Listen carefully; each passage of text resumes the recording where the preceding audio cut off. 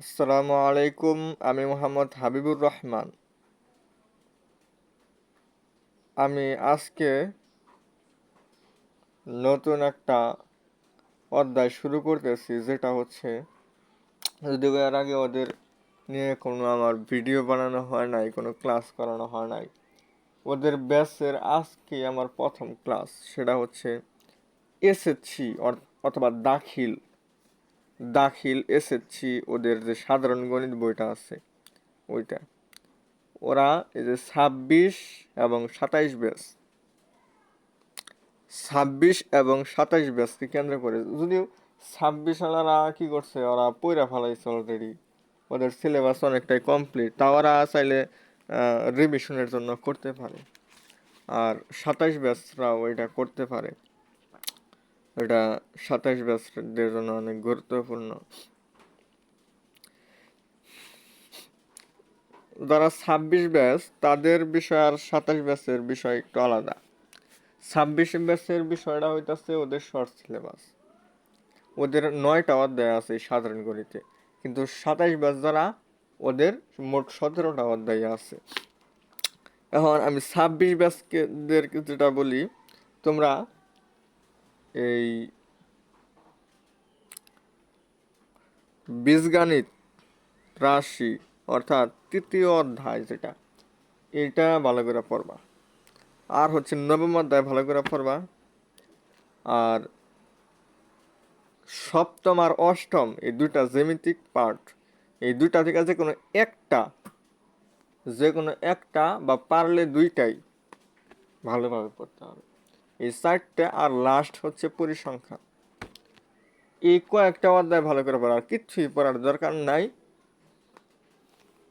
আমাদের 4টা সৃজন, 5টা যে সৃজনশীল দিতে হবে 50, সেও কমন পাবে। তারপরে MCQ 1-এ কমন পাবে।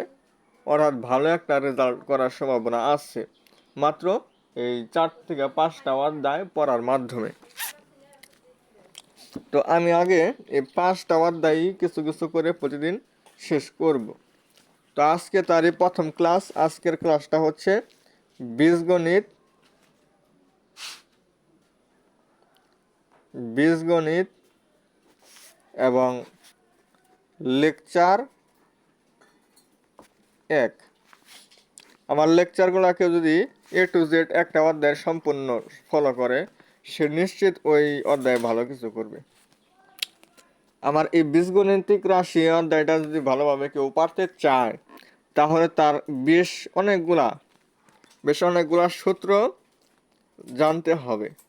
সেই সূত্রগুলো আমি একবার লিখতেছি। সূত্রটা হচ্ছে a+b² = a²+2ab+b², a−b² = a² - 2ab+b²। অনেকজনে পড়তে পারে না, এটা হলো a+b। এই ব্রেকেটের কারণে এটাকে বলা হয় হোল, অর্থাৎ সম্পূর্ণ, তারপর স্কোয়ার। a+b² এটার সূত্র হচ্ছে a² + 2ab+b²। আবার a−b² এটার সূত্র হচ্ছে a² - 2ab+b²। এরপরে সূত্র টানতে হবে a² - b²। আমি সব এটার মধ্যে একদম ইনফিনিটি স্টার দিই, কারণ এটা আমি যে অঙ্কই করতে যাই না কেন, এই সূত্রটা, এই 3 নম্বরের সূত্রটা, এটা আসছেই। প্রত্যেকটা অঙ্কের মধ্যে এই সূত্র পড়ে, a+b × a−b। তারপরে আর একটা জানতে হয়, তবে এটা এত গুরুত্ব না।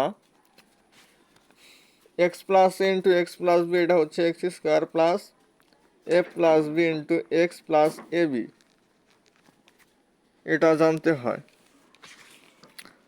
আর আরেকটা সূত্র জানা রাখা ভালো, না জানলেও অতটা সমস্যা নাই। সেটা হচ্ছে a+b+c²। এটা হচ্ছে a²+b²+c²+2ab+2bc+2ca। এই সূত্রগুলা অবশ্যই পারতে হবে। কেউ যদি এই বীজগণিত অধ্যায়টা ভালোভাবে বুঝতে চায় বা পারতে চায়, কেউ যদি এই অধ্যায় থেকে একটা সৃজনশীল যে আসবে, এটা যদি কেউ দিতে চায়, তাহলে তার অবশ্যই এই সূত্রগুলো মুখস্থ করতেই হবে। এই সূত্রগুলো মুখস্থ না করলে সে কোনোদিন এই অধ্যায় থেকে অ্যান্সার করতে পারবে না। এগুলো ছিল এই অধ্যায়ের সূত্র, বাস এই কয়েকটা সূত্র মুখস্থ করলেই চলবে। আর আছে কিছু অনুসিদ্ধান্ত।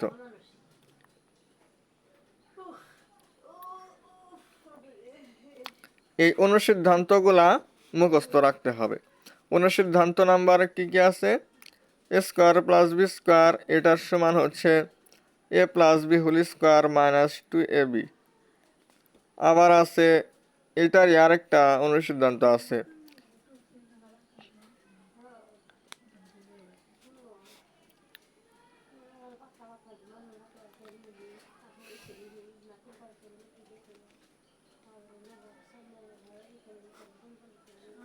এরকম। এটার তিনটা। এখন কোথায় কোনটা ব্যবহার করবো? এগুলা সবই হচ্ছে এই অনুসিদ্ধান্তগুলা বিশেষ করে মান নির্ণয়ের ক্ষেত্রে ব্যবহৃত হয়, বা একটা প্রমাণ করতে বলে সেক্ষেত্রে ব্যবহৃত হয়। যে প্রমাণ করা যে এত সমান এত, তখন যে মান বের করা মানেই প্রমাণ করা। শুধু মান বের করার ক্ষেত্রে আমাদের অ্যান্সার দেওয়া থাকে না, আর প্রশ্নের মধ্যে প্রমাণ করতে বললে অ্যান্সার দেওয়া থাকে, এইটুকুই পার্থক্য। তো যখন দেখবো আমাদের শুধু এ প্লাস বির মান দেওয়া আছে তখন প্রথমটা ব্যবহার করবো। যখন দেখবো যে এ মাইনাস বির মান দেওয়া আছে তখন দ্বিতীয়টা ব্যবহার করব। আর যদি দেখি যে দুইটাই দেওয়া আছে তাহলে আমরা তৃতীয়টা ব্যবহার করব। এরপর আছে A plus B whole square is equal A minus B whole square plus 4ab। আবার আছে A minus B whole square সমান A plus B whole square minus 4ab। এরপরে আছে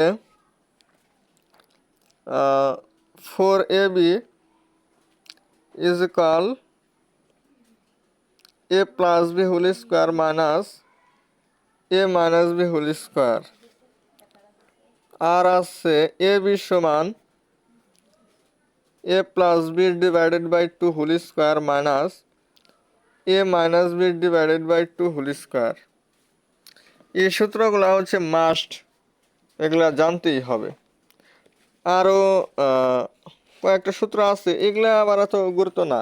এতক্ষণ পর্যন্ত যেগুলো লিখলাম এগুলো অবশ্যই জানতে হবে। আর এগুলার বাইরেও দুই একটা সূত্র আছে, যেমন এই যে এখানে একটা আছে A square plus B square plus C square, এটার সমান লেখা যায় A plus B plus C whole square minus 2 into A B plus B C plus C A. আবার আছে 2 into A B plus B C plus C A is equal A plus B plus C whole square minus A square plus B square plus C square. কেউ যদি এই যে আমি এই পেজের মধ্যে যে সূত্রগুলো লিখলাম এই কয়েকটা সূত্র যদি কেউ ভালোভাবে আয়ত্ত করতে পারে তাহলে সে এই অধ্যায় খুব ভালোভাবে পারবে। এই অধ্যায়ের অঙ্ক শুরু করার আগে অবশ্যই এই সূত্রগুলো আগে মুখস্থ করে নিতে হবে, তারপরেই সে কেবল এই অধ্যায়ের সূত্রগুলা অঙ্কগুলা করতে পারবে, তাছাড়া পারবে না।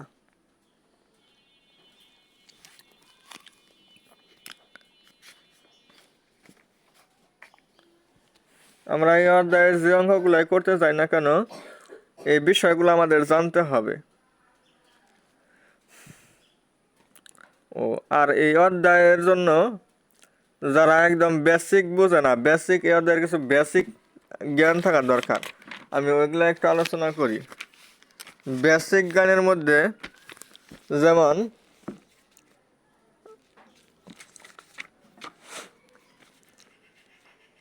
এক্স স্কোয়ার, তার মানে নিচে যেটা আছে ওইটা হবে কতবার? উপরে কত আছে 2, তার মানে এক্স হবে 2 বার। এক্স কয়বার? 2 বার। এবং এই দুইটার গুণফল, তাহলে এক্স স্কোয়ার মানে হবে এই দুটা গুণফল। এখন তার 5 স্কোয়ার, তার মানে নিচে কি আছে 5 আছে, অর্থাৎ 5 হবে কতবার হবে, উপরে আছে 2 অর্থাৎ 2 বার, 5 হবে 2 বার এবং গুণ করতে হবে। তাহলে 5 5 25, এভাবে আমরা লিখে লিখে হিসাব করতে পারবো। আর এটাকে বলা হয় আমাদের বর্গ নির্ণয়। যারা একেবারে ম্যাথ বুঝে না ওদের এই বিষয়গুলো বোঝাইতে হয়, আর যারা একটু হলেও অঙ্ক বুঝে বা বোঝার চেষ্টা করে তারা অবশ্যই ওরা এমনিই পারে এই জিনিসগুলা। এই জিনিসগুলা মাথায় রাখতে হবে। আর তাহলে 25 কিভাবে বের করতে পারি, মানে 5কে বর্গ করলে 25 হয়, কিন্তু 25কে বর্গমূল করলে 5 হয় আরেকটা জিনিস হয়। মানে কোন একটা জিনিসকে বর্গ করলে তার আগে প্লাস মাইনাস দিতে হয়। যেমন আমরা যদি 16কে বর্গমূল করি, আমরা যারা একটু হলেও গণিত বুঝি বা বোঝার চেষ্টা করি আমরা সবাই জানি যে 4-এর পাওয়ার 2 দিলে 16 হয়, 4-এর পাওয়ার 2 দিলে 16 হয়, অর্থাৎ 16-র বর্গমূল হচ্ছে 4। তাহলে আমরা এটাকে লিখবো 4, কিন্তু এই 4ই অ্যান্সার না। আমাদের 9-10 একটা জিনিস মাথায় রাখতে হবে, এই 4-এর আগে একটা প্লাস এবং একটা মাইনাস দিতে হবে। মানে কোন একটা জিনিস বর্গমূল করলে সে বর্গমূল যে ফল আসবে তার আগে একটা প্লাস এবং একটা মাইনাস দিতে হবে।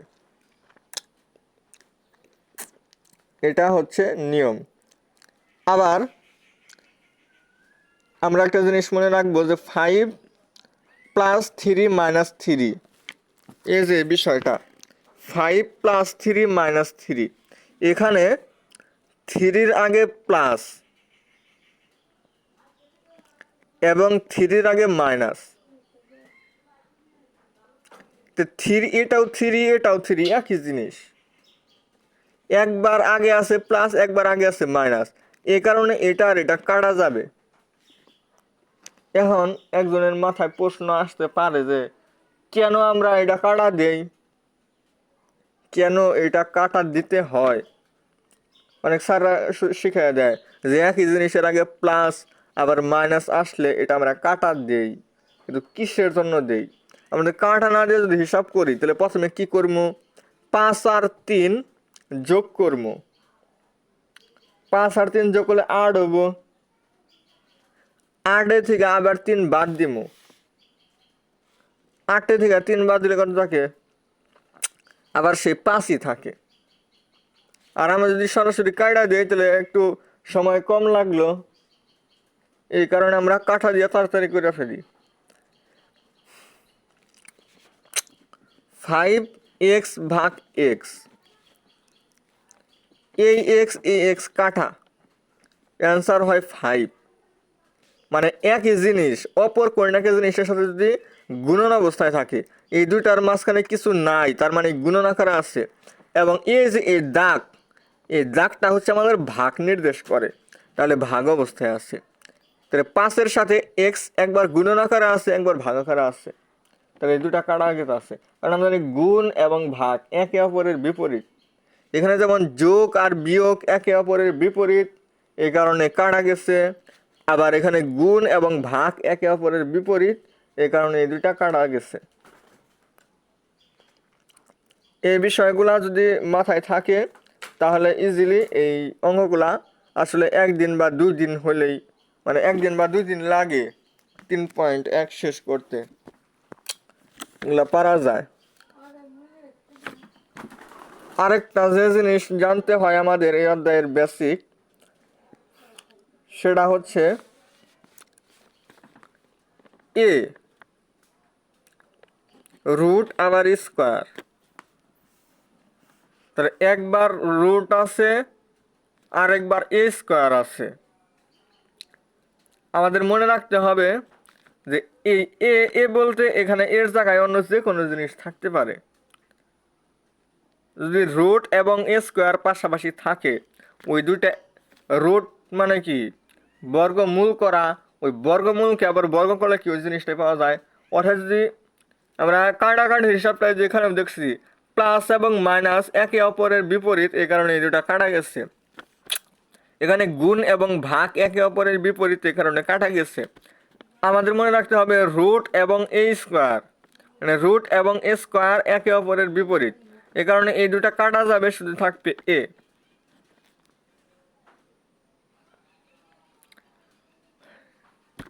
আমি মনে করি এই বিষয়গুলা সবাই খুব সুন্দরভাবে বুঝতে পারছে। তো আজকে এই পর্যন্তই। সবাই আজকে একটা কাজে করবে, এই বিষয়গুলা খুব সুন্দরভাবে বোঝার চেষ্টা করবে যে কোথায় কি কিভাবে কাটা যায়। আর হচ্ছে এই সূত্রগুলা মুখস্থ করা, ওই যে এই পেজে আমি সূত্রগুলা লিখলাম, এই সূত্রগুলা মুখস্থ করা, তাহলে এই অধ্যায় অতি সহজ এবং খুব অল্প সময়ে এই অধ্যায়টা শেষ করা সম্ভব।